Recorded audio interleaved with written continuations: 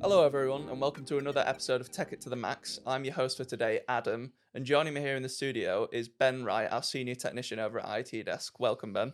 Hello.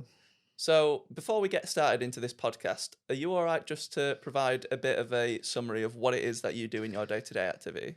Yeah. So I'm the information security manager at IT Desk. So my day-to-day activities include pretty much anything related to cybersecurity.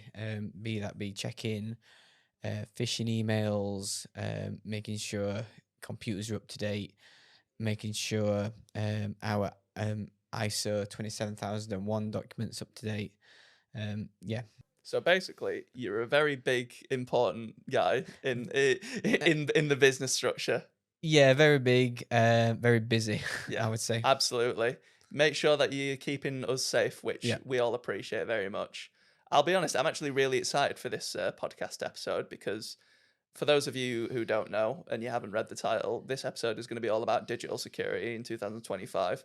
And as a novice myself, I get embarrassed when I ask people any questions relating to cybersecurity. But now I feel like all of that is justified because we're talking about it for this podcast. So yeah, I'm really excited to hit the ground running and ask a seasoned professional all of the most important questions. I'm going to ask you a really open-ended question here. But where do you think we are in terms of digital security in 2025? Um, for digital security, I do think it's become more of an issue that companies should concentrate on.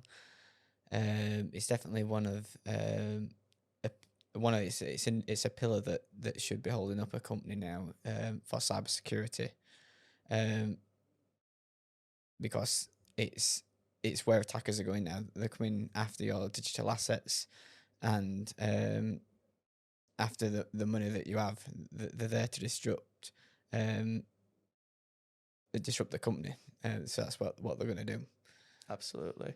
And I noticed, I mean, I was loading up my personal computer for the first time in months the other day, and something that I got absolutely bombarded with when I tried to do a security run using my service provider was just how many other packages that there are available that you can opt in to pay in for.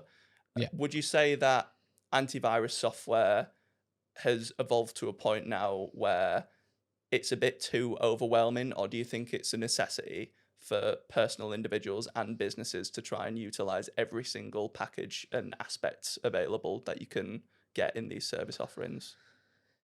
Um, for antivirus in particular, I would. It depends on the antivirus. Obviously, not every not every module or every extension that the antivirus comes with is needed for what you're doing, but you should be using, you should be checking and doing assessing what you do use, Yeah, and then obviously applying that. Obviously, that's what we do at IT Desk. We don't want to oversell a product to a customer that's not going to be any benefit to them. no, absolutely, absolutely, I agree with you there.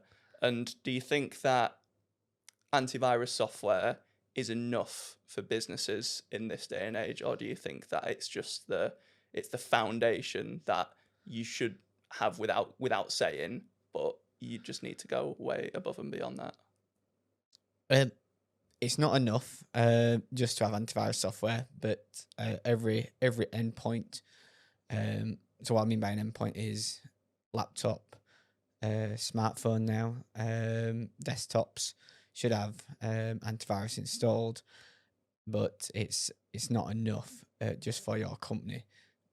We need, I'd say that what companies need now is user training is most prevalent. Yeah, User training and awareness is what they should be concentrating on as a top priority for cybersecurity. absolutely. And on user training and its importance within businesses, over the past few years in particular, remote working is something that's been on the rise and has taken over a lot of the workforce in society. And I'm just wondering what your thoughts are on working from home and the impact that it can have on a business's security, where you think there should be more measures implemented, etc. Yeah, so employees they they're wanting to work from home now more, a lot since COVID. So a lot more employees are wanting that benefit to be able to work from home. So protecting that is a priority. Obviously, one of the things that I would suggest for remote workers is having a VPN. Yes, that's Um, actually one of the things that I've seen implemented into these antivirus packages yeah, in modern day. Something that is an underappreciated gem, in my opinion, for its ability to protect you, and especially when going online on the internet. yeah. So yeah, on your point there for antiviruses offering it, what to be careful of. A VPN is an encrypted tunnel that goes from your device to the to a server somewhere. Right. So and then that server makes requests on your behalf. Yeah. So it could be like for one you might see for like NordVPN, you could go to a server in America, Yeah. and then that server's making requests on your behalf. So it looks like your traffic's coming from America. Yeah. What to be careful with that though is obviously, do you know who owns that server Yeah. on the other side? Because they can read all your traffic and what's going through there. Yeah. So to be careful with third-party VPNs such as those, Yeah. you could still be putting your device and your data at risk. Obviously, what we suggest is creating a VPN tunnel to your work network, to your office network. Yes. So obviously, that's something that's in your office, something you know, and something you can manage. Of course. Yeah. It very much sounds like, from what you're saying, that the main security thing to consider is cloud servers, as opposed to using on servers that you have on site. Yeah, like yeah, with any tool, there's a right way and a wrong way to use it. Yeah. You could still be putting your company at risk if you think you're doing right. You could be putting it potentially in more danger than you started off with. Yeah, absolutely. Um, well, something else that has seen a particular rise, like remote working in the past few years, is, we had to say it, artificial intelligence. And I feel like I would be doing an injustice to this podcast if I didn't bring up artificial intelligence and where you, as a qualified professional, can see that having an impact on digital security in 2025. Um, I think there's a lot to say, so it's easy for yeah, you to become overwhelmed with thoughts, especially when it comes to outweighing the pros and the cons there. the biggest one in terms of security that artificial intelligence will bring, certainly for the large language models that have come out, like your chatbots and your chat agents, is users inputting confidential data into those inputs. Yes, absolutely. Something that I'm sure that you were going to mention now before I rudely interrupted you was just how different chatbots have their own process in place, some of which collect data, and Yes. some of them don't collect data, and it's erased after each chat that you have. Yeah. Yeah, if you just want to elaborate more on that. So, yeah, chatbots. The majority of them, especially ones that are free, will can guarantee they will be training and using the data that you input into them Yeah. to train on their models. Obviously, the risk of that is if them chatbots are trained on your data, they could be saying that data out to other users. Yeah. When they respond to them, and obviously that's exfiltration of your data. That's a leak of confidential data that you don't want to happen. So with chatbots, you always got to be careful and review on how they use your data and how that data is protected. And also with GDPR still alive and still being very prevalent today. Where is that data being stored? Where are the chatbots being stored? That's just it. I think there's a fine line between getting that publicity through chatbots From a marketing perspective in particular, I've seen a lot of people raving about the fact that, we're getting a lot of backlinks to and site traffic to our website because of mentions through AI software like ChatGPT. Yeah. But also the counter argument to that, as you've mentioned, is that's opportunity for misinformation to spread. You're not in charge of what's happening when these chatbots collect your data. So it's just something that every business has got to consider, and they've got to weigh up the pros and cons there. So another potential threat in terms of what AI can have on digital security, which I thought about, was captures. Which, for those of you who are unaware, captures are you a robot tests, stuff that you would normally see upon trying to sign up for a service or a website. Would you say that artificial intelligence can have an impact on types of malware threats such as brute force attacks? Yes. So back to your example for captures. They can be used to for the ones for images, for example. That like how many squares have got a bus in. Um, AI AI now can pretty much do that itself. It's really good at identifying objects and patterns within an image, so it can get past that. Um, so there will be more attempts and more bypasses that it will get past on captures. And in terms of what was it your example, malware? Yeah, like brute force attacks. Yeah. In terms of brute forcing attacks, at the moment, what it can do, it will be able to help malicious actors maybe write some code on brute forcing code.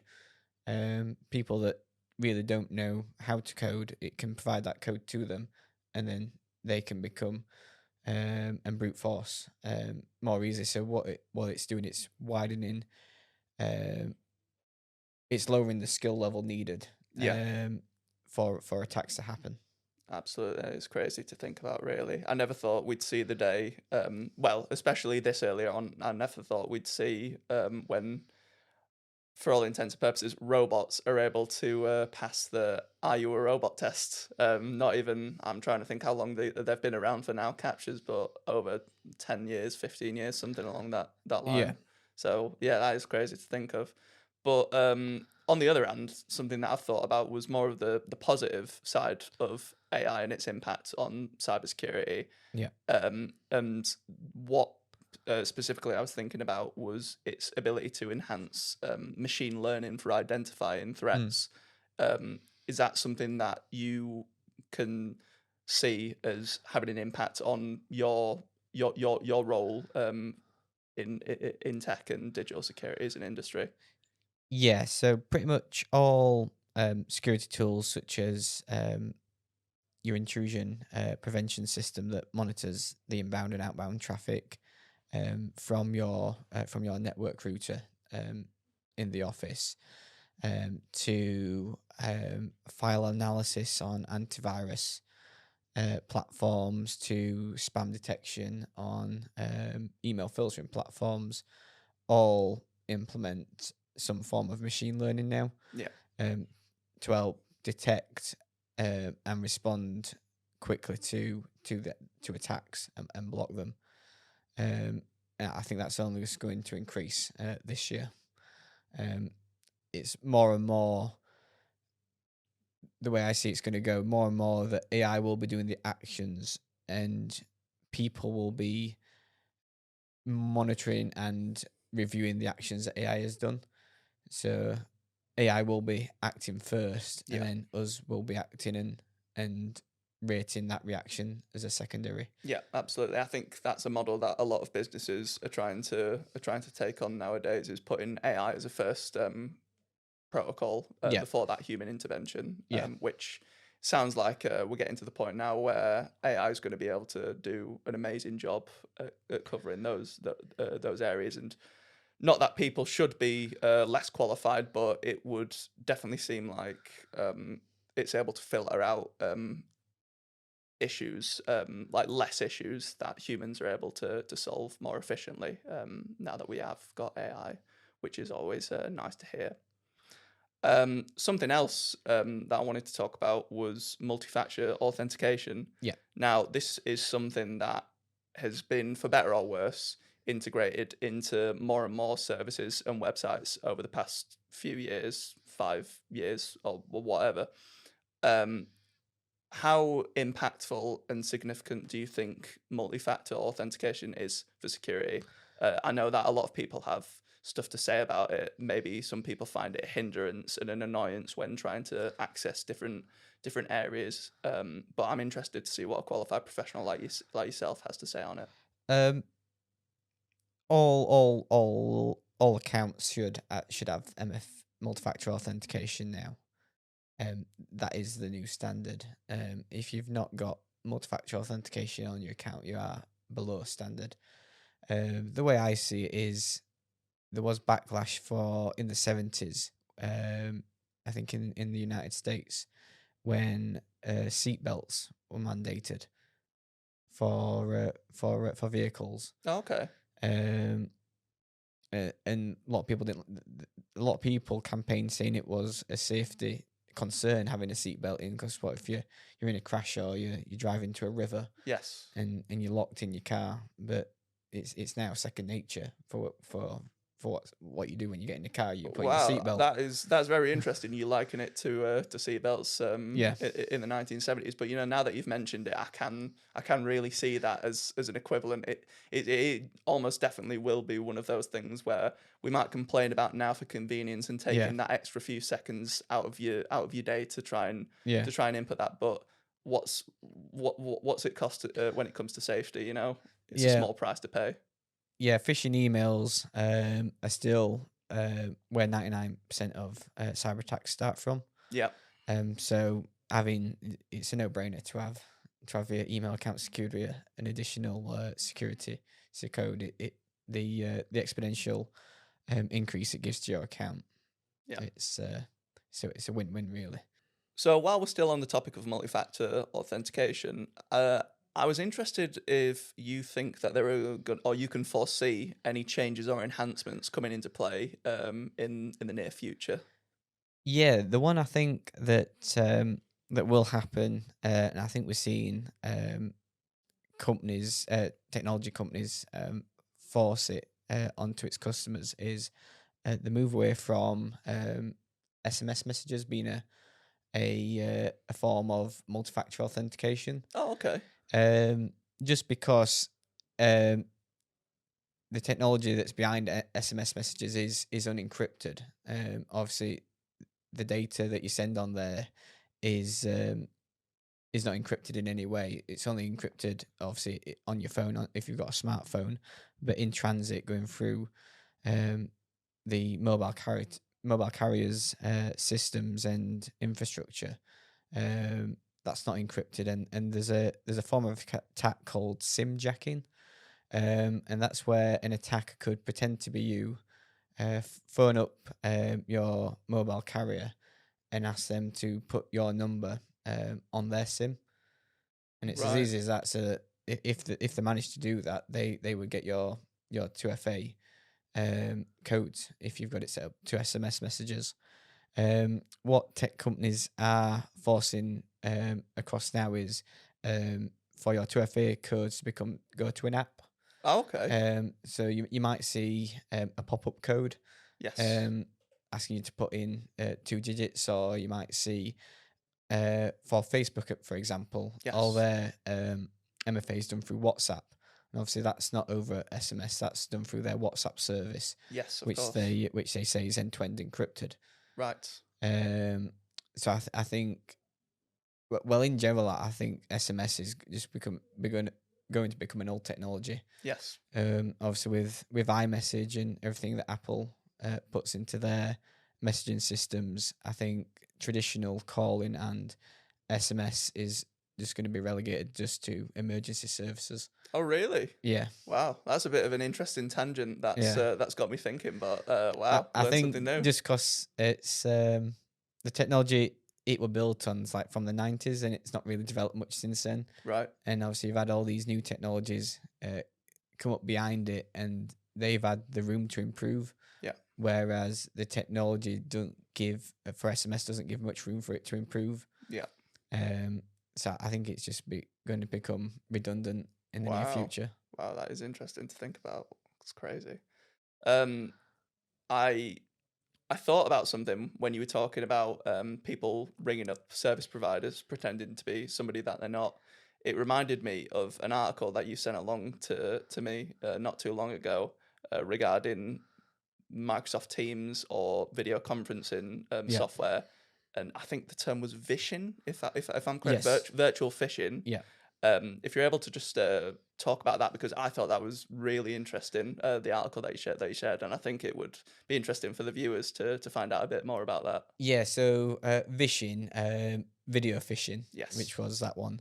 Um, this was a case of a in this instance, it was a Teams call Yes. where somebody had called up, obviously through Teams, with just like with video call, like you normally would, like you have on Zoom or on Skype, and pretended to be the bank through that way, and that's how they got in. So instead of your traditional phone call, or I think they're called robocalls, as some people call them, this was a Teams call where they managed to pretend to be the bank and access personal information of that user. Wow, it's scary to think that people are utilizing recent software that people have been using on a more regular basis, and they're finding new ways to try and scam people out. Yeah. Wow. So, moving on to the last area of this podcast, I just wanted to speak more generally about cybersecurity and businesses and misconceptions. Do you think that there are any misconceptions in particular that a lot of companies tend to fall into the trap into? I think one that's still prevalent, a misconception, is that smaller companies think that what have we got that a cyber criminal would want to have, Yeah, um, and they think that cyber criminals only go for the big organizations. But the trend that we're seeing now, that that's not the case. yeah, Cyber criminals are going after a lot more smaller companies yeah, because they recognize that they probably don't have a greater security than a bigger organization. yeah, So if they could get, they would put the same amount of effort in to one big organization into that same amount of effort could be translated to 10 smaller organizations. yeah. And if two of them, by probability, if two of them get compromised, that's a win for them. It's interesting. I liken this more to on-street crime. When I look at statistics, I'm pretty sure that in terms of statistics such as mugging crimes, Yeah.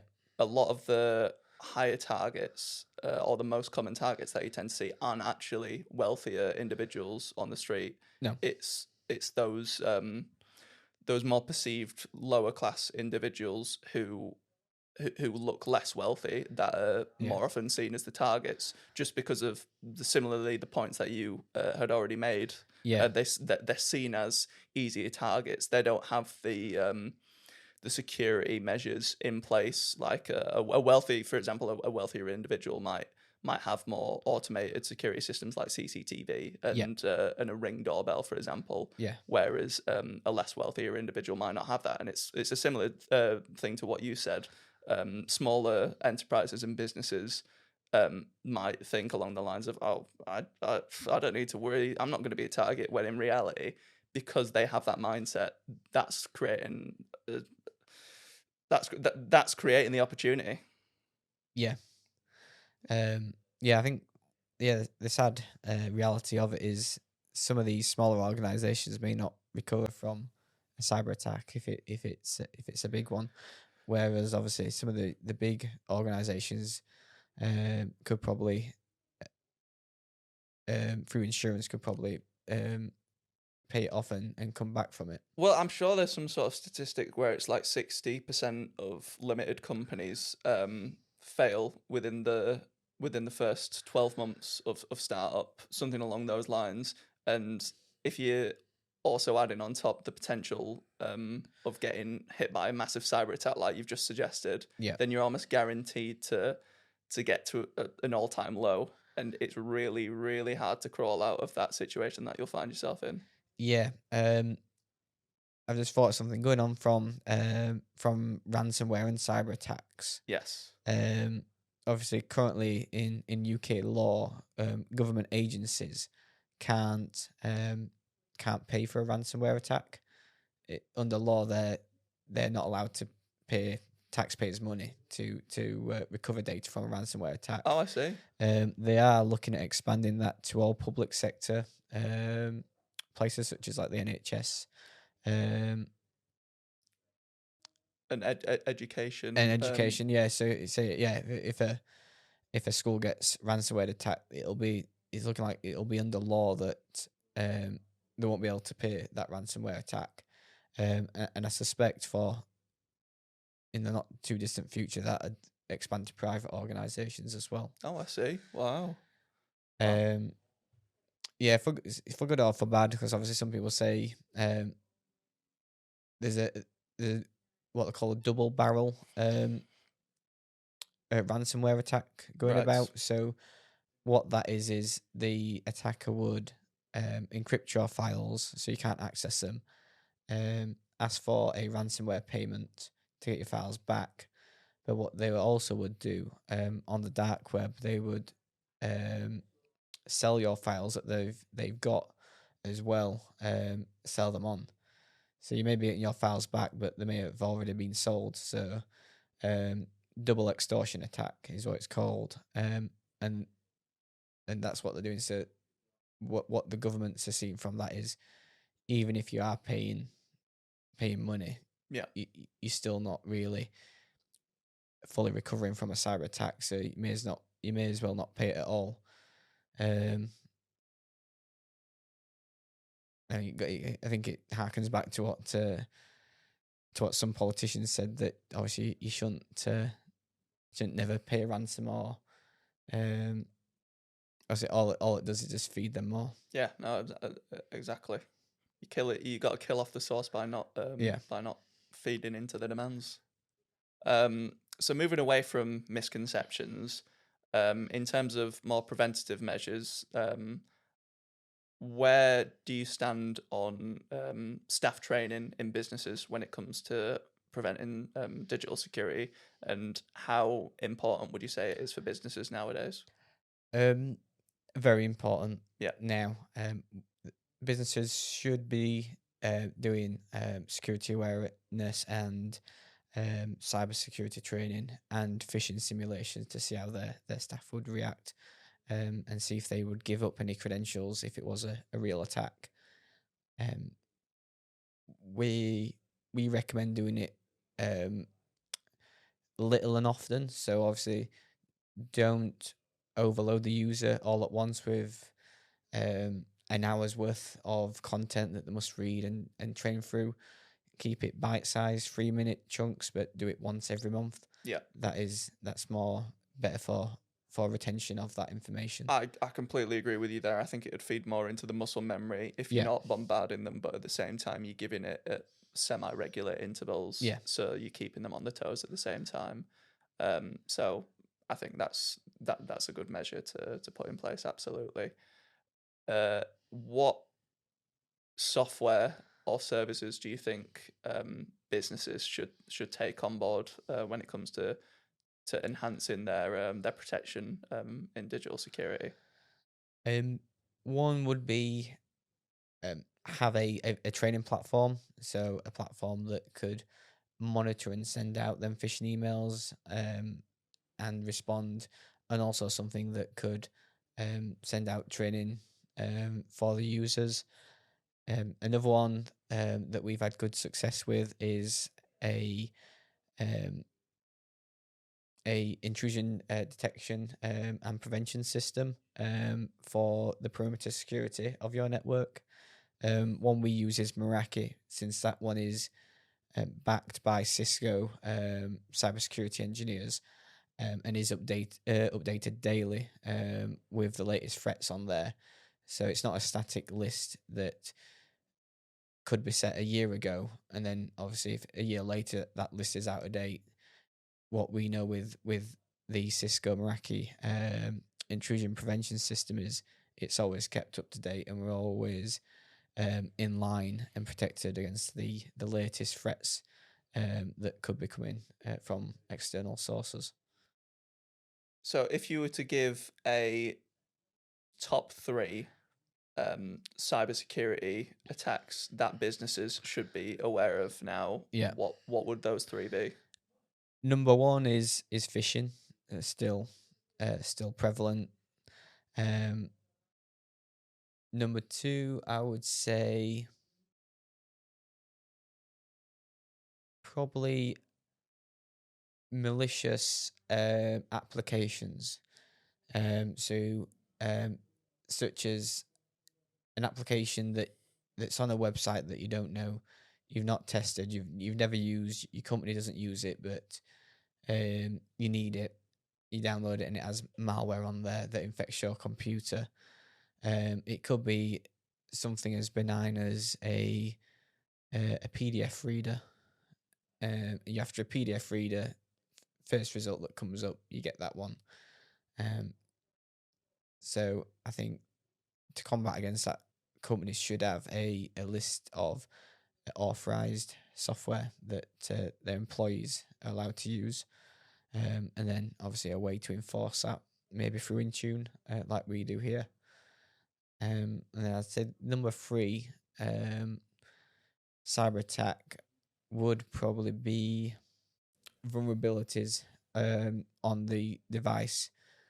So obviously, or not updating your device, or having a device that's no longer. Always make sure you're Yeah. updating your software patches. Yeah, so or a device that's no longer updated is obviously one of the worst ones, because you're no longer getting any security updates from the vendor. Absolutely. And obviously that's one of the simplest things you can do, is just to update your device to protect your system. There's people out there that are finding these vulnerabilities, most of the time for a good cause, to make the operating system and your computer more securely. So yeah, just update your device. Yeah, remember, folks, always take the 5 minutes every X amount of time to update your operating system, because it'll help you out in the long run. Another one is I don't think many people do it. Is it's always good once a week just to restart your phone as well. Oh, okay. Oh, Yeah. that's interesting. That's not one that I've thought of before. What's the logic behind that? Just because obviously just like your computer or laptop, some of the fixes that are deployed via these updates do need a restart of the services that run on them. So restarting your phone can clear them. And also modern phones and modern laptops and desktops have a lot of built-in security checks when they first start up. Right. So it allows your phone to run through them security checks. And It is always crazy, and I sometimes forget this, how every day that goes by, for the most part, I never turn my phone off completely. For you're just putting it on sleep No, mode. yeah. I mean, it's like if you were using your PC and you never turned it off, you always just put it on sleep mode and Yeah. then reawakened it. That can't be good for it. No. And so you know what? Now that you say it, I do fully back Yeah. the idea of making sure that you restart your phone every X amount of time, because it probably would do it a lot of good. Yeah. It for performance as well, it'll probably speed up your phone. Yeah, no, absolutely. And the final thing that I wanted to ask you is, obviously, we all hope that this never happens, but if for whatever reason a business did find themselves attacked Yeah. by somebody with malicious intent, what would you say the best protocol would be to mitigate that issue? So if they do find they're attacked, it would be report it as soon as possible Yeah. to your IT provider or your security manager, to whoever company or person that's that's in your business that manages with incidents. Yeah, I think it's a shame that a lot of people feel scared to go forward Yeah. when they might have encountered some sort of digital security issue. They might be worried about the consequences that they might face, but they've just got to remember that it could get so much worse if you don't report it. So you've just got to nip Yeah. it in the butt and get on it as soon as possible. I think is the best thing to do, which I'm sure you would agree with. Yeah. So this has been another episode of Tech It to the Max. I'd like to thank our guest Ben for joining us today. Thank you for giving us all of the best insights into digital security, Ben. No problem. And for those of you who have tuned in, I will see you in the next video.